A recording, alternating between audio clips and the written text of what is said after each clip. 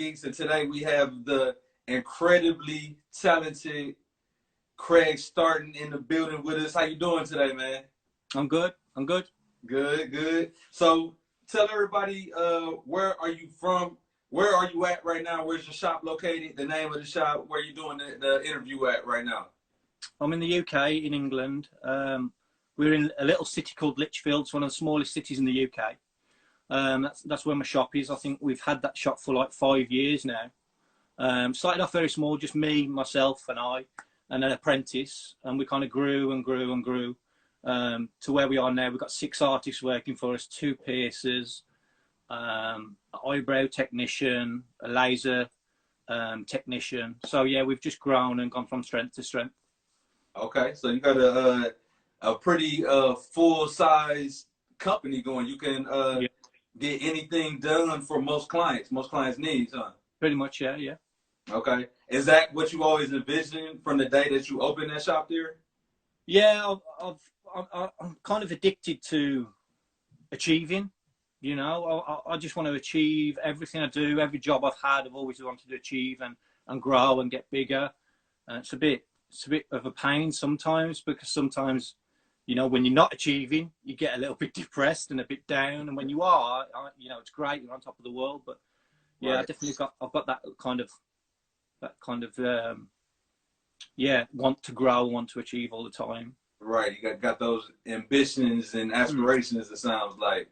Absolutely. Yeah, that's good. That's exactly what we're trying to do too, is just continue to grow and elevate the brand to the point where we can do a lot of different things, a lot of positive things for, you know, for a lot of people out here.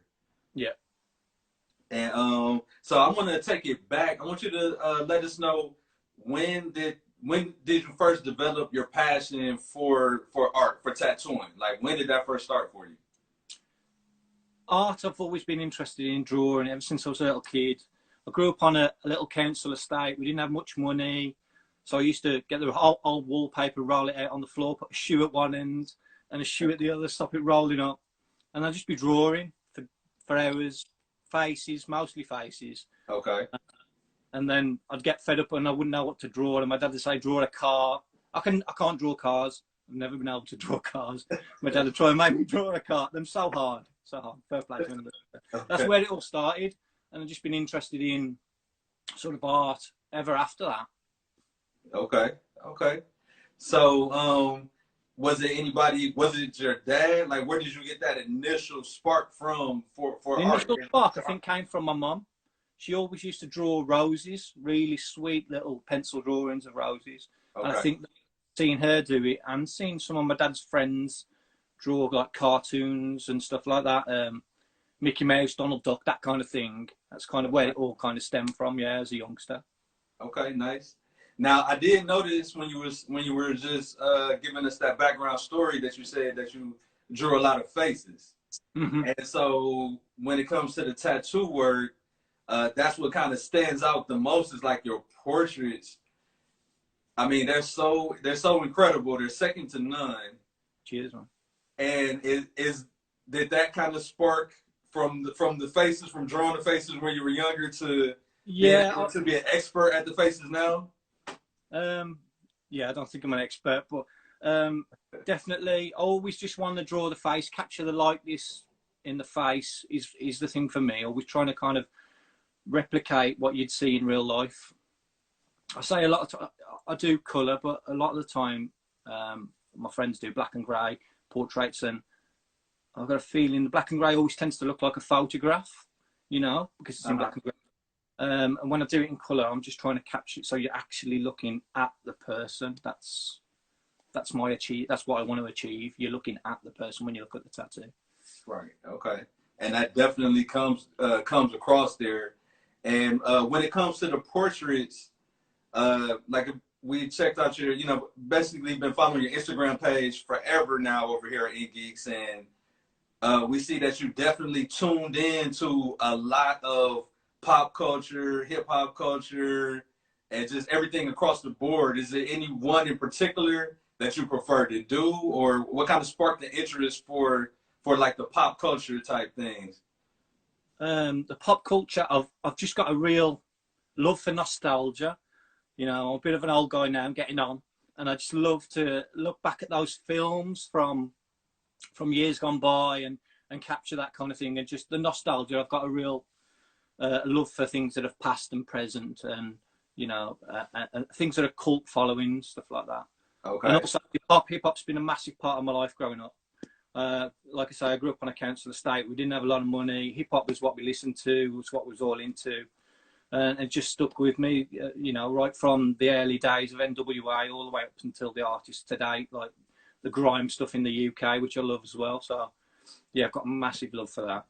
Right. Nice. It's just a pleasure to do some of the hip hop giants that I've had to do. You know, recently, it's just an absolute pleasure to do them on the skin. Right. Yeah, they definitely look amazing. So it definitely comes across that you got love for it. You know. Absolutely, yeah. Yeah, absolutely. And so, what are your art portraits? Your favorite tattoos to do? My favourite tattoos. Yeah, like what I'd did like you to say an enjoy easy to one, do? but none of them are easy. It's a colour portrait of absolutely anybody, as long as the reference is good, or we can make the reference good. Okay. Anybody that's popular, you know, that so somebody looks at it instantly and goes, "That's, you know, that's that person." That's I was going to say Donald Trump then for some reason. Oh dear. All right. So, how do you prepare for a tattoo session? Like, do the vibes have to be right? Do the music have to be right? Obviously, the lighting always has to be top notch. Yeah, yeah. I share my studio with 3 other artists in that, because we've got like 2 studio rooms within the studio. So 3 in one room, 3 in another, and there's another 2 artists in the studio with me, and they tend to out control for the music first. So there's a big change in the music that goes on, and I like to have different genres of music played to me. So I'm quite cool with that. Right. I'm quite cool with the one lad's into his UK grime and stuff like that, and his drill. So he'll put that on, and when I get fed up with that, I tell Claire to change it, and she'll put something else on. She'll put some 80s pop music on. So I like the change. Right. I like music to be. I've always liked DJs, and I've liked music to be played to me. I've never liked to just put, you know, one album on of one person and listen to that all the way through. I like it to be changed all the time, you know, and keep it fresh and keep my mind fresh while I'm tattooing away and keep the thoughts fresh. Right. I agree with that. We kind of the same way over here.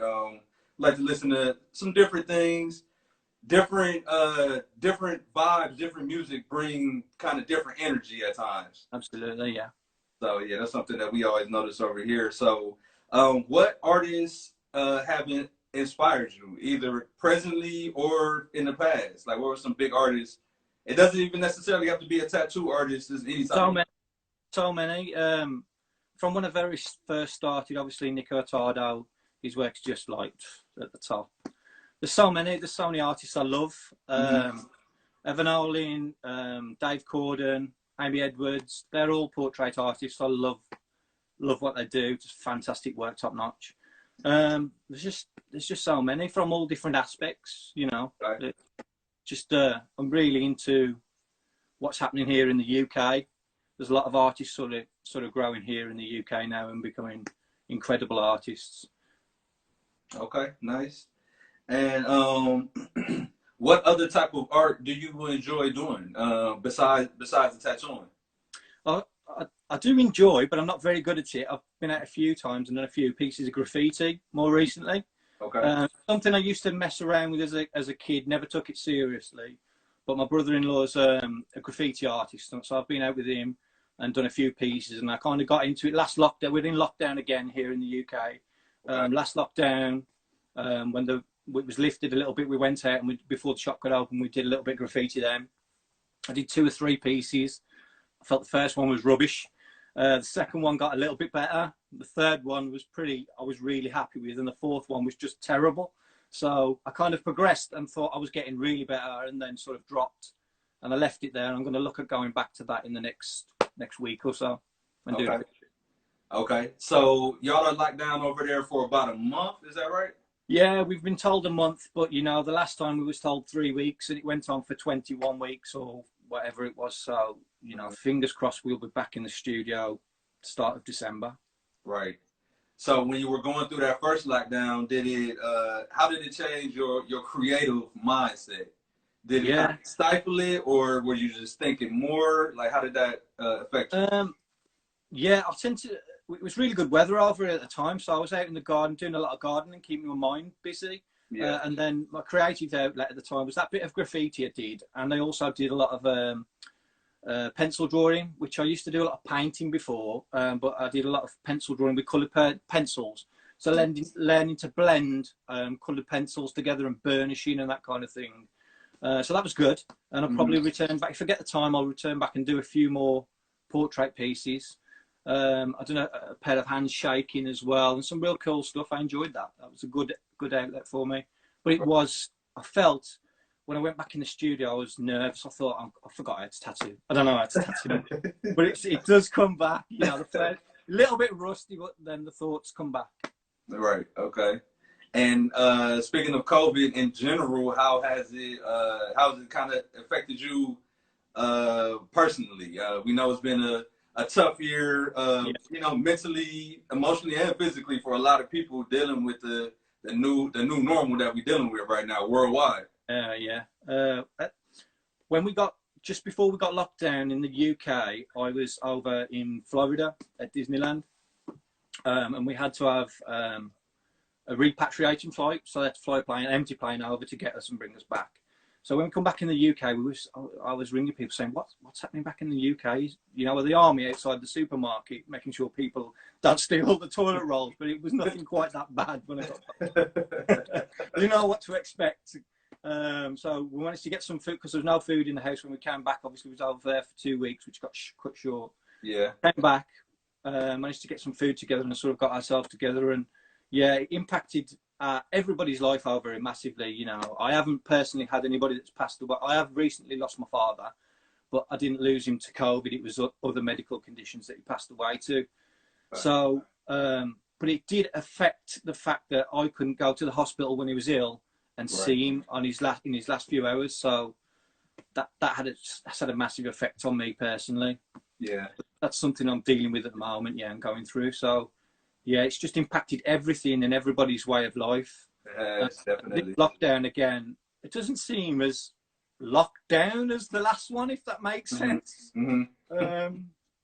Hopefully they get the right figures come back and we're back at work in December. It'll be great. Right, hopefully so. And condolences for the loss of your father, by the way, too. Thank you. And business-wise, how has COVID changed the way that you do business, or changed the way that you're thinking of doing business in the future as well? Yeah, we had to implement quite a few changes in the studio. So people are not allowed in the studio until we take the temperature. Obviously, everybody has to wear masks and visors. Obviously, PPE. The gloves, the price of gloves have just gone crazy. You know, the price of gloves for the studio, absolutely crazy. So we're struggling to source them at a decent price for all the artists, but you know, we have to pay for them. They need them.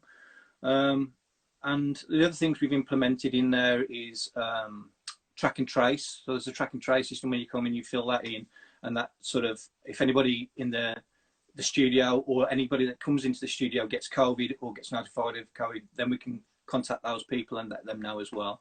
That's additional to the consent forms that they fill in and things like that. So yeah, there's been quite a few changes there, and we've saw a lot of, obviously the costs of running the studio have gone up because of the PPE and the things we've had to implement within the studio. So yeah, it's had an impact on things that way, negatively that way as well.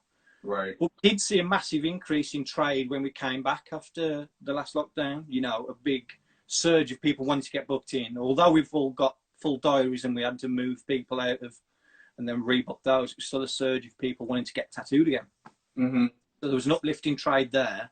Right. But now it seemed to peter out, and you know, it may well happen again when we go back next time. But you know, we've got Christmas just around the corner as well, haven't we? So rebooking people in that was already booked in for us into those dates nearer Christmas, they might find that hard to be able to financially afford their tattoo nearer Christmas time.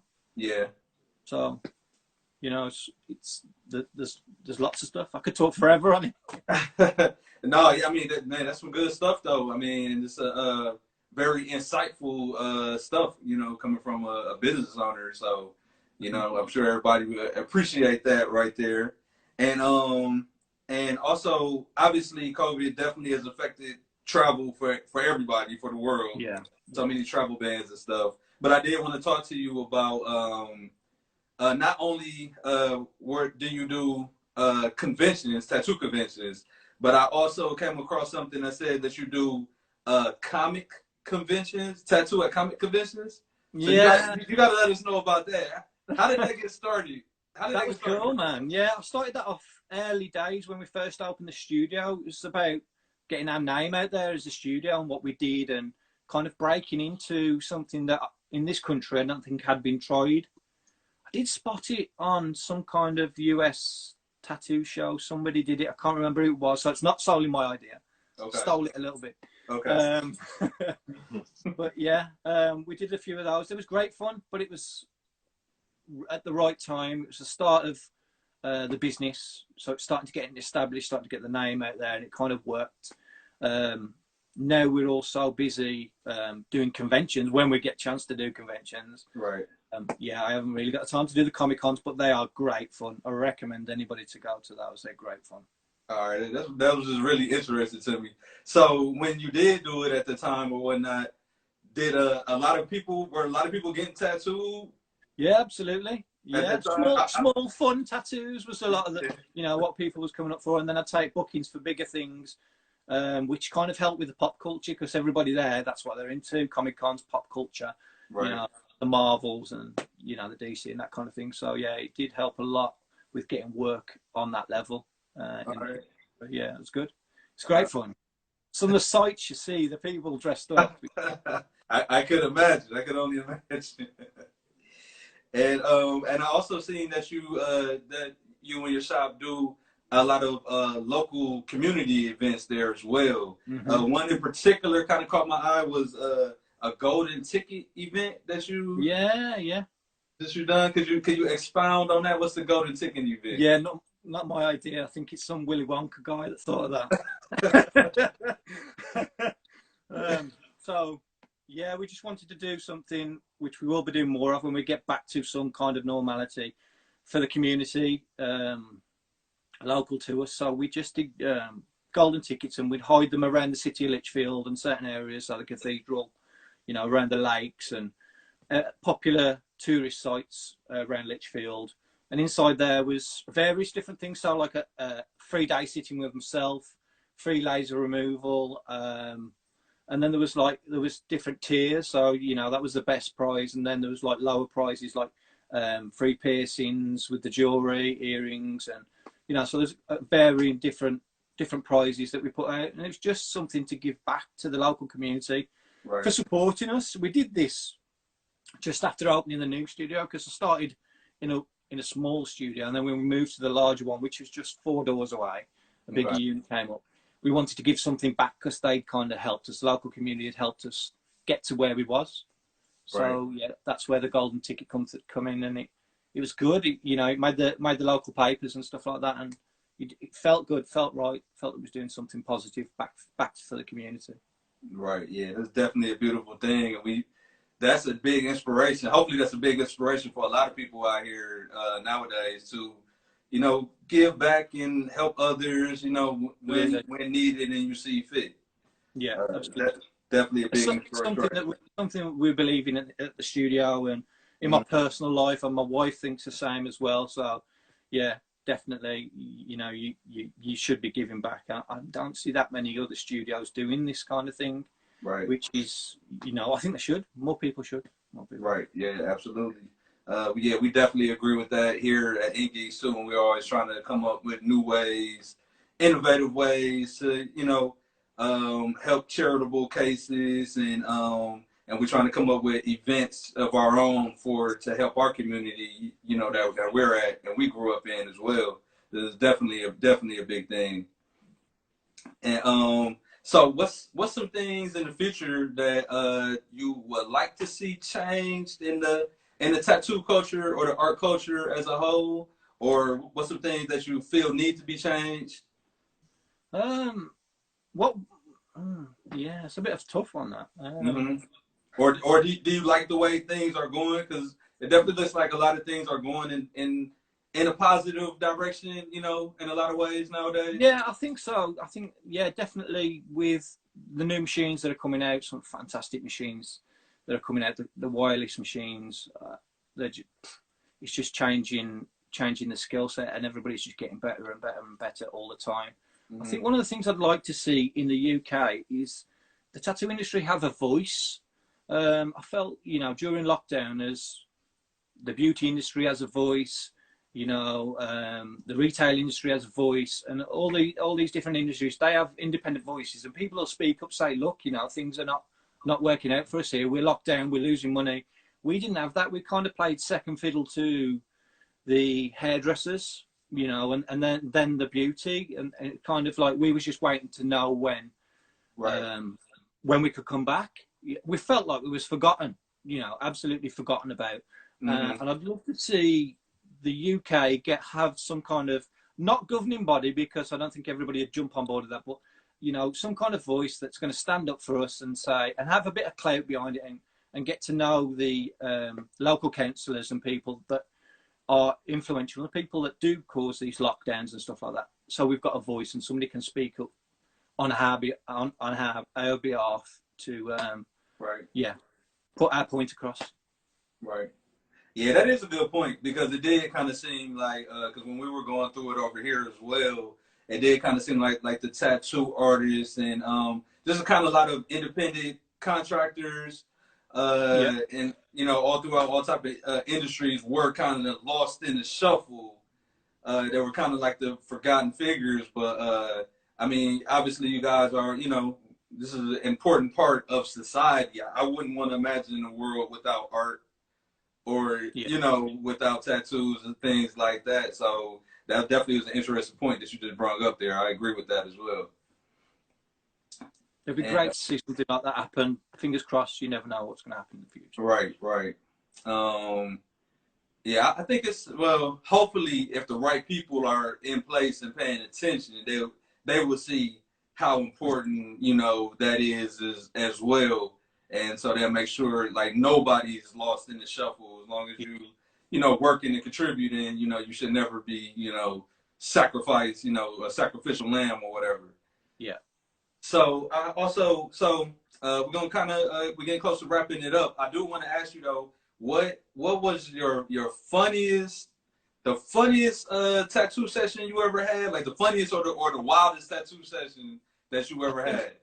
I think the wildest, I don't know if I can talk about them. The funniest one, I think, had got to be going back to one of the Comic Cons, when I did one of the Comic Cons. Okay. And I had somebody dressed up as the new It 2, the clown, come up to me and asked me to tattoo their fake rubber arm. So they put their fake rubber arm on the armrest, and I started to tattoo. And as I was tattooing that, I had somebody dressed up as the Joker that came up to me and kept flicking me with his rubber gloves in the ear. So, you know, that was probably definitely the funniest and the wildest thing I've done. I should have known it would have been something at the Comic Con thing. They are pretty wild, yeah. If you stop for the after parties, which I tend not to, yeah, they're pretty wild. All right, cool. All right, Craig, man, we ain't gonna hold you too long. We definitely appreciate your time today. And it's been great, man. Yeah, absolutely. And I'm gonna give people just a little hint. I'm not gonna let everybody know exactly what we're doing going forward, but we do have something big coming up in the not so far off future between Inkgeeks and Craig here. It's gonna be something good. We know everybody's going to enjoy it. Yeah, man. All right. So Craig, thank you for your time today, man.